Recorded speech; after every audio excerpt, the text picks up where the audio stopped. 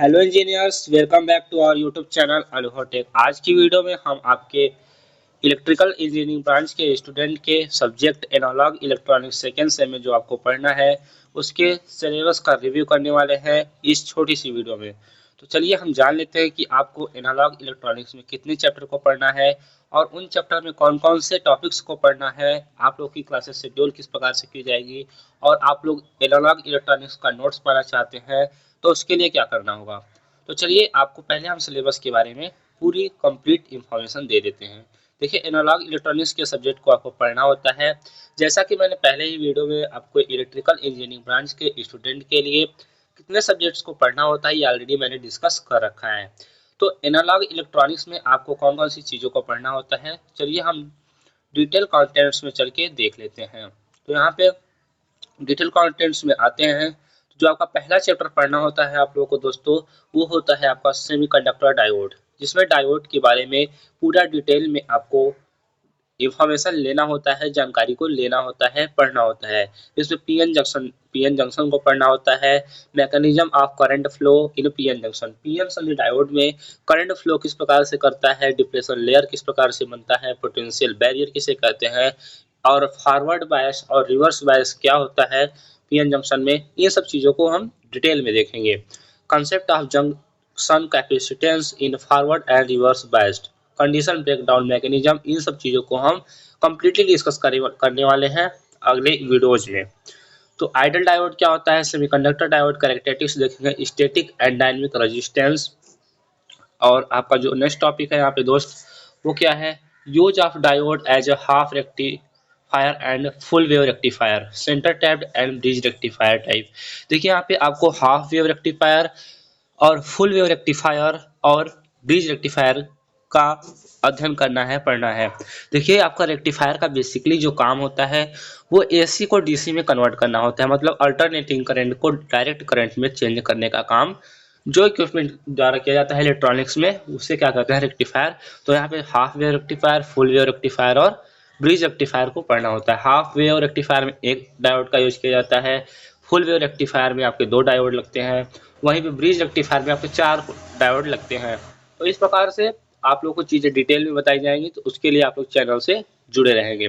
उसके बाद आपको एफिशिएंसी ऑफ रेक्टिफायर देखना होता है टॉपिक। उसके बाद concept of ripples filter, filter क्या होता है, circuit, shunt, capacitor, series, inductor and pi filter and their application. देखिए सिग्नल को फिल्टर करने के लिए फिल्टर का यूज किया जाता है, इसके बारे में भी हम सिग्नल को किस प्रकार से फिल्टर द्वारा प्यूरिफाई किया जाता है, मतलब कि सिग्नल को, वीक सिग्नल को फिल्टर किस प्रकार से किया जाता है उसके डिटेल में इंफॉर्मेशन देखने वाले हैं। डायोड रेटिंग एंड स्पेसिफिकेशन देखना है।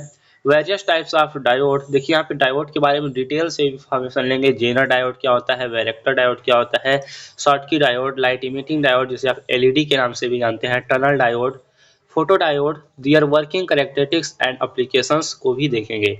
और यहाँ पे जो आपका सबसे मोस्ट इंपॉर्टेंट है वो आपका है photo diode, LED, varactor, Zener. इतने 4 डायोड आपके मोस्ट इंपॉर्टेंट है, लेकिन आप लोग को पढ़ना पूरा ही है दोस्तों, किसी भी टॉपिक्स को स्किप करके नहीं चलना है। उसके बाद Zener diode and its characteristics को पढ़ना है। Use of Zener diode for voltage stabilisation के भी क्वेश्चंस आपके सेमेस्टर एग्जाम में बीटीओपी बोर्ड द्वारा पूछे जाते हैं, तो इसको भी प्रिपेयर करना आप लोगों के लिए बेहद इंपॉर्टेंट हो जाता है। उसके बाद जब आप सेकेंड चैप्टर की ओर मूव करेंगे तो वहाँ पे ट्रांजिस्टर के बारे में पढ़ना होता है। तो ट्रांजिस्टर एक 3 टर्मिनल डिवाइस होता है, ये पीएन जंक्शन डायोड का यूज करके ही बनाया जाता है। तो इसकी भी डिटेल में हम आपको इन्फॉर्मेशन देंगे। देखिए पीएनपी टाइप, देखिए आपके जो बेसिकली ट्रांजिस्टर होते हैं वो ट्रांजिस्टर में 3 टर्मिनल होते हैं। 3 टर्मिनल कहने का मतलब ये 3 टाइप के अर्धचालक से बनते हैं, मतलब पी टाइप या फिर 2 पी टाइप होंगे, एक एन टाइप होगा तो उसे पीएनपी ट्रांजिस्टर कहेंगे, और 2 एन टाइप होगा और एक पी टाइप होगा तो उसे एनपीएन ट्रांजिस्टर कहा जाता है। Their symbol mechanism of current flow, मतलब पूरी इसकी वर्किंग को भी पढ़ना होता है। तो 5 मार्क्स यहाँ से भी आ जाते हैं। और इसमें 3 प्रकार के कॉन्फ़िगरेशन होता है, common base, common emitter and common collector. तो इन सब चीज़ों को भी हम डिटेल में देखेंगे। और कंपैरिजन ऑफ 3 कॉन्फ़िगरेशन, इन सब चीज़ों को, कैरेक्टरिस्टिक्स, सारी चीज़ों को हम देखेंगे डिटेल में। तो आप लोग चैनल से जुड़े रहेंगे। उसके बाद दोस्त हम आगे बढ़ते हैं, चैप्टर नंबर 3 की ओर मूव करते हैं। तो चैप्टर नंबर 3 है। आपको चैप्टर नंबर 3 तभी समझ में आएगा जब आपको चैप्टर नंबर 2 और 1 अच्छे से क्लियर होगा, क्योंकि ट्रांजिस्टर बायसिंग एंड स्टेबलाइजेशन ऐसा चैप्टर है जो आपके एग्जाम में सीधे सीधे 5 मार्क्स में अधिक से अधिक क्वेश्चंस देके जाता है। तो इसके लिए आपको डायोड की बेसिकली जानकारी होनी चाहिए कि डायोड कैसे वर्क करता है, ट्रांजिस्टर की वर्किंग क्या होती है। इन सब चीज़ों को आप जाने रहेंगे तभी आप ट्रांजिस्टर की बायसिंग कर पाएंगे। उसके बाद इसमें Thevenin theorems, determination, operating point को भी देखना होता है, concept of H parameter of a transistor, use of data book to know parameter of a given transistor. इन सब चीज़ों को डिटेल में डिस्कस करना होता है।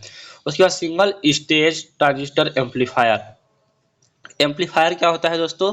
तो एम्पलीफायर जैसे कोई सिग्नल है वो वीक सिग्नल को एम्पलीफाई करने का कार्य करता है। इसका मतलब वीक सिग्नल को, जैसे कोई सिग्नल कम वोल्टेज का है उसे हाई वोल्टेज में चेंज करेगा, मतलब कि सिग्नल वीक है तो उसे स्ट्रांग सिग्नल में परिवर्तित करने का कार्य एम्पलीफायर द्वारा किया जाता है। इसमें सिंगल स्टेज एम्पलीफायर पढ़ना है, सर्किट सी कॉन्फ़िगरेशन, इन सब चीज़ों को आप लोग चाहें तो नोट कर सकते हैं। Concept of DC load line and AC load line, ये भी 5 नंबर में आता है आपके B2P बोर्ड में, कि डिफरेंस पूछ लेता है इन सब चीज़ों में। तो इन सब टॉपिक्स को आप लोग अच्छे से देखे रहेंगे, बाकी क्लासेस के माध्यम से सारे डाउट्स को आपको क्लियर किया जाएगा। और उसके बाद हम दोस्तों बढ़ते हैं जो आपका 5 नंबर चैप्टर है। 5 नंबर चैप्टर में मल्टी स्टेज ट्रांजिस्टर एम्पलीफायर को पढ़ना होता है।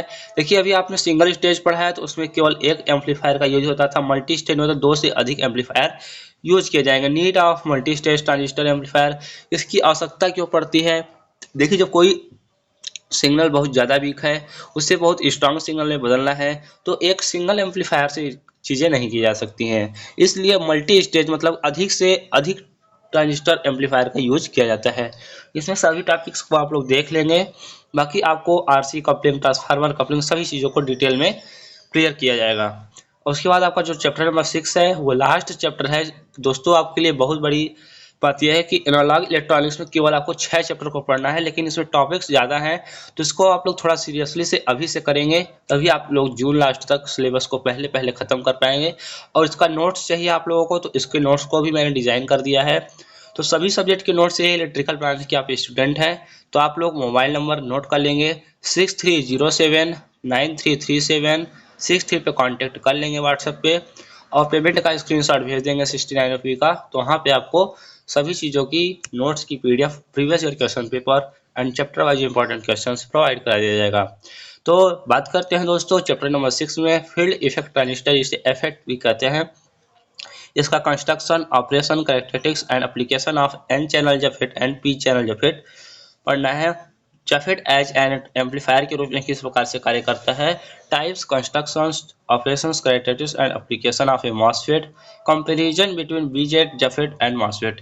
ये जो आपका लास्ट वाला क्वेश्चन दिख रहा है BJT, T, JFET and MOSFET में, इसमें कंपैरिजन में 5 मार्क्स का पूरा क्वेश्चन आया था, प्रीवियस ईयर में भी आया था।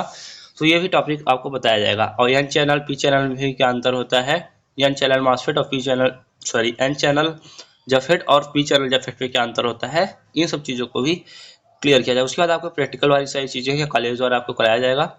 तो कुल 6 चैप्टर को पढ़ना है, सभी चीज़ों का स्क्रीनशॉट लेना चाहें तो ले लें। बाकी आप मिलते हैं नेक्स्ट वीडियो में नई जानकारी के साथ, तब तक के लिए जुड़े रहिए। Thanks for watching.